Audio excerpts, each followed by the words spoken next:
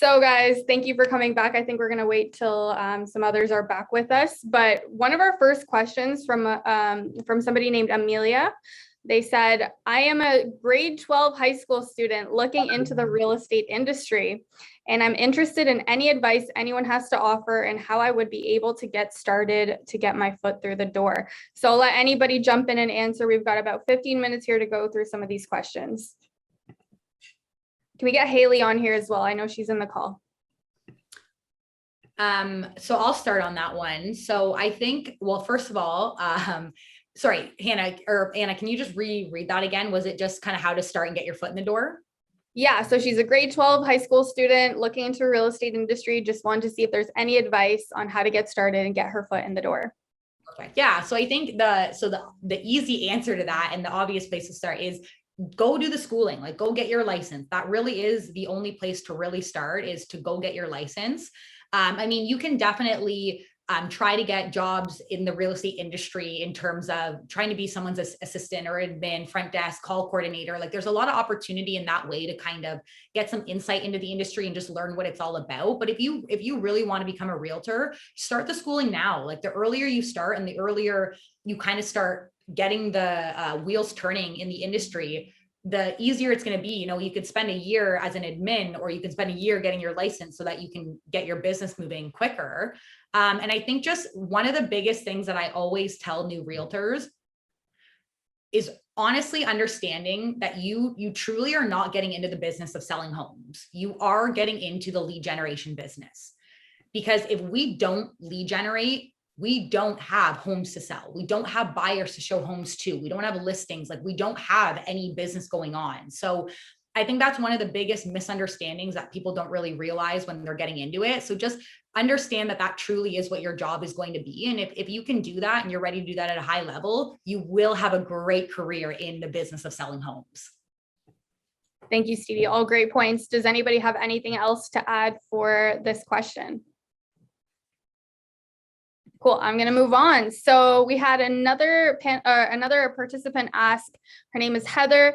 How do you determine what social media content you should be producing during times when your listing inventory is low? I'll let you guys answer that question. So I think I think that was speaking to listing inventory being low, and then what do you do to attract listings. So I think kind of like what Sandy was saying earlier, picking the right platform, making sure you're speaking to sellers, and then adding value again. So I know you guys have heard that over and over and over again today, but a seller right now, the number one thing that they're wondering is not just how much are you going to get me for my home, but how fast you're going to do it, and is that the highest amount available. So if you are creating content for sellers and to increase that, it's to talk to how you're going to do your job, how you're going to help them and add value to make sure that they sell for the most amount of money in the least amount of time. Because at the end of the day, that's still really all the seller wants. And so whether that's staging tips or listing tips or, painting tips, things like that, that's the stuff that a seller is going to be interested in right now, as opposed to a few months ago, which was just what's the highest price in the neighborhood. Thank you, Andre. Heather had a second follow-up question. If anybody wants to hop on that same question before, let me know. But she also asked, do you pay for professional photography, videography, and drone on all your listings? Great question. Yes. Sure is yes.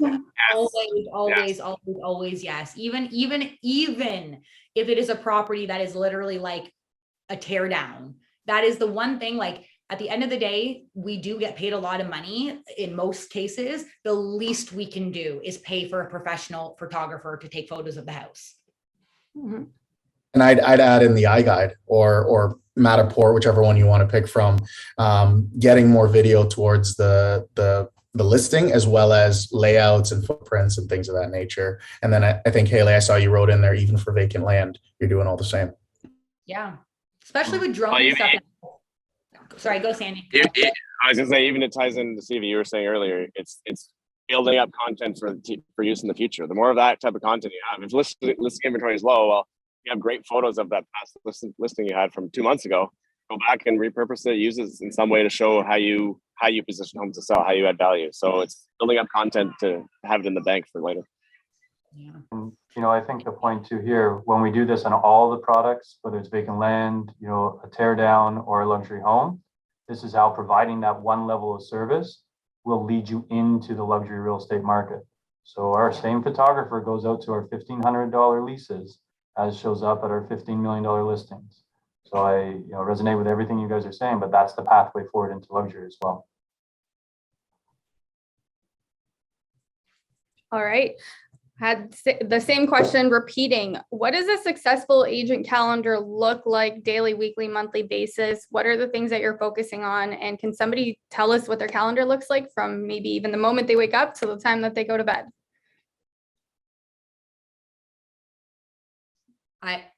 Christopher, Christopher, you go. I'll take a stab and everyone can, adjust and add to that. I think the most important thing about the calendar is that it's going to be consistent day in and day out and, week over week, whether you're taking Hailey's approach where all your lead gen is happening in one day and then you're moving on to other things. Or if you take a look at my calendar from 10 to 12 every day, there's no question about it. That's where I'm doing my lead generation, my database calls. So the structure in terms of, what it is on a week by week basis is what's really, really important, and that you can adjust it to meet your objectives and what you have going on. So, there may be instances where between 10 and 12, I have to deal with an offer or a showing that cannot get moved, but I'm not going to take away my lead gen hours from the day. I'm going to move it to a different spot in the day or double it up into another day. And I think that's the biggest key is the consistency of it and sticking to it. Right? For me, top to bottom in the day, it's pretty highly regulated up until about 12 or 1 o'clock, because that's when my willpower is the strongest to get all the things done that I need to get done. Scripting at 8:30, daily stand up with the team, then sliding right into the lead gen and moving forward kind of from there at about noon or 1 o'clock onward. I think we're going to hear pretty similar calendars, but anybody feel free to let us know what you're doing. Yeah, I'll go off of that one too. Really. Oh, Hailey, sorry. You want to go, Hailey? I just wanted to add, so my calendar is different every single day. But the one thing I do every day is I make sure to do my hardest task first, because once I've made that phone call that I've been avoiding and really don't want to do, I've been thinking about it all night long the night before. Once that is out of the way, first thing in the morning, everything else is smooth sailing after that. Yeah, that's funny. Like we say in bold, eat the frog, right? I was going to say that. I was literally just going to say, Eat the frog. I was going to say, again, like I think most ideal real estate calendars that you'll hear in a day is kind of lead gen in the morning, follow up in the afternoon, and then like appointments and showings in the evening. That's kind of like the general flow. And the reason why we always say, for that exact reason, to eat the frog, we always say to do your lead generation in the morning, because it truly is the thing that most people struggle the most with. Like a lot of us don't love it. It's not fun, but you do it because that's the business. And it's, if your day does blow up because life happens and you get off track, if the only thing you did in that day is lead generation, that's the most important thing. So it should be the first thing that you do. I just add own the morning, own the day, right? And for me, that's how it works. It doesn't necessarily need to be everyone's schedule in the morning, but the morning is typically less chaotic. There's less other people woken up yet, I guess, or whatever to distract you. So I always look at only in the morning, meaning myself personally, for starters, working on myself in some way, shape, or form, physically, mentally, etc., and then working on the key element of the business.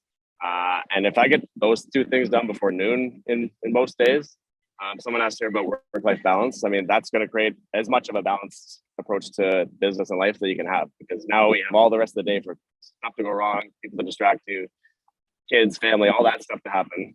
And it's not going to distract you. You're still going to have got the most important things done. It's true, because the world catches up in the afternoon, right? The world catches up to everybody as the day gets longer. So let's think, get it over and done with, and you can celebrate that at the end of the day too. There's your one big done thing for the day. It's a lot easier to sleep at night. Great. I'm going to keep ripping through these questions because I know we have a few more. This is a really great question. What kind of training and coaching should a new realtor focus on within their first couple months of being licensed? Who wants to take that? That's a big one. Wow. Anything with a practical application, I think. Mm-hmm. You can get stuck in training for years, but I think if you don't actually learn what you need to do to practically apply your knowledge, you're not helping yourself or your clients. I think the personality training is really important because once you recognize who you are, then you can fit yourself into someone else's world once you know who you are as well. So I think that's always really good at any point in your career. I'm going to be quite particular about this. Purposeful communication and everything, how you script, how you have your conversations. Knowing what to say and when to say it is going to make the biggest difference. So while everything else may be going on and you may be able to take courses on lead generation, take courses on structure, take courses on yourself, at the end of the day, if you're in a conversation with someone and you don't know how to say something or when to say the right thing, you're going to falter. So if you can really work on being able to know what to say, when to say it, I think that will probably last your entire career. For me, as a new agent, in a word, ignite. Like everything you need is in those 12 classes. So I would jump into that one first, and then possibly right after that, 36-12-3, which is a lead generation course, teach you similar to what Chris is saying, what to say, when to say it, and how to set up your business.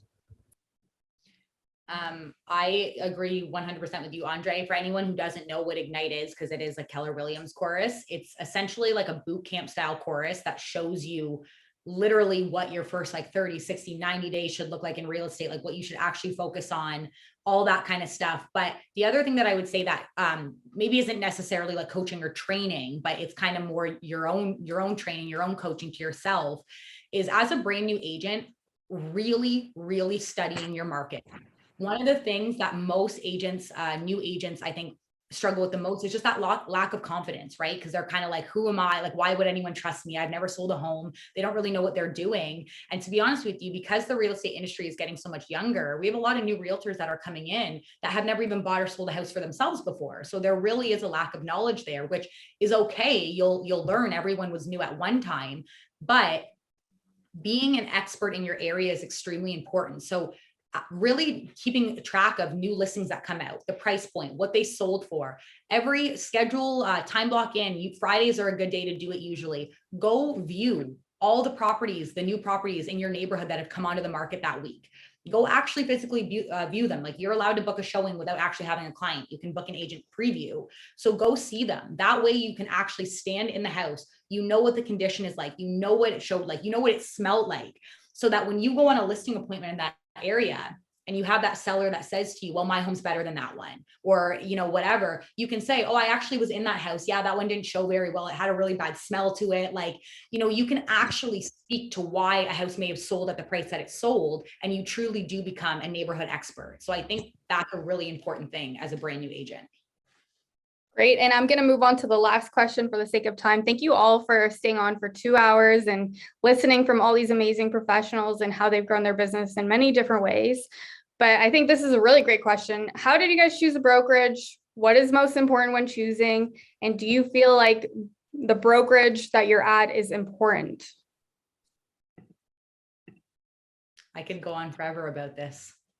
Who wants Let's to hear go? let's hear from somebody that hasn't spoken a lot. I'm sorry, Stevie. I'll give you a chance to speak, but I want to hear from like Angela, Hailey, anyone else that hasn't had too much of a turn to speak yet.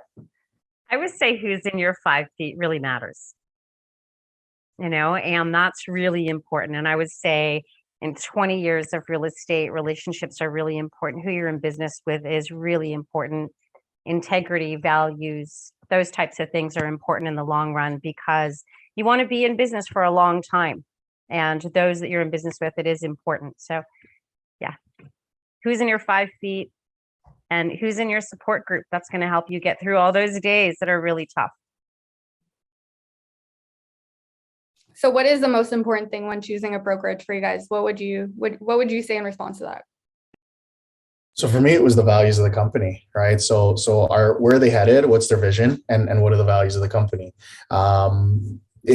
If there's not clear in any way to you, you're probably speaking of the wrong company. And what do they stand for? Like, I mean, it's pretty simple when it comes to that sort of stuff. And then where are you going to get and where are you going to be able to go? So knowing that, I'm with KW is a land of opportunity. I came to KW from another brokerage, realizing that anywhere I wanted to go in my real estate career, I could do that through being at KW. To add to There's one. Andre's- oh, go ahead, Sam. Go for it. Go for it. I'll go after you.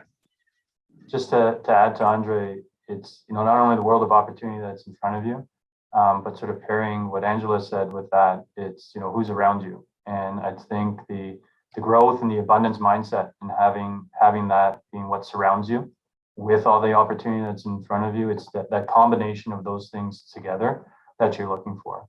So, you know, having opportunity, but having your neighbor who's not willing to share how they've, you know, been able to succeed or accomplish what they've done is probably not the greatest of dynamics. So there's lots of opportunity, but there's no one there to help you. But when you have the combination of those things coming together, because they have an abundance mindset and they know that your growth doesn't impede their growth, I think that's really when you know you're in a spot where you can achieve whatever you're looking to do, and probably more than you imagined. Like, absolutely, abundance mindset. That's huge, Chris. Thanks for saying that, because I was gonna say finding it's for me. How did I decide where to join? Was simply finding a mentor that was doing things that I wanted to do, and going, okay, well, hanging around that person every day is gonna obviously create some of that in my life, or all of that in my life. And I quickly realized, by seeing what they have and being attracted to that, I realized, well, it was all about the activities they did and how they were being every day that actually led to that. And the more I realized that, the more I noticed the people I wanted to surround myself with, and just looking at that person at the time, very abundant mindset, very focused on helping other people grow. And that was a key for me, for sure. That's why I decided to join that was a team in that sense. I wasn't even really joining a brokerage. I was joining the team. And it just happened to be with the Keller Williams brokerage. And I realized that there was just that abundance mindset, and hanging around the right people every day was by far the biggest thing and most important thing, and made joining a brokerage and deciding on where to lay my hat in that sense incredibly important decision.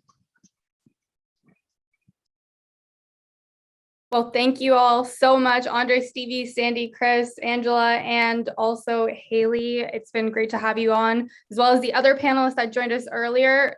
I mean, immense value. I think that I learned a million things just from this conversation alone, and I'm glad that everybody that hopped on hopefully got some value as well. So just a reminder, on June 9th, we'll be live. Most of the people on this call will be there. There's also the event that Christopher is hosting for KW Empowered on May 31st. So we'll make sure that both events get sent out to all the registrants.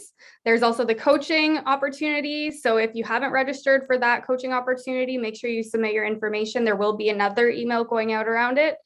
But thank you for joining us for the first ever The Grind webinar series. We'll keep you posted as they keep coming up, and we bring you more value in the real estate industry. Thank you. Thank you, Anna. Thank you, Anna. Thanks,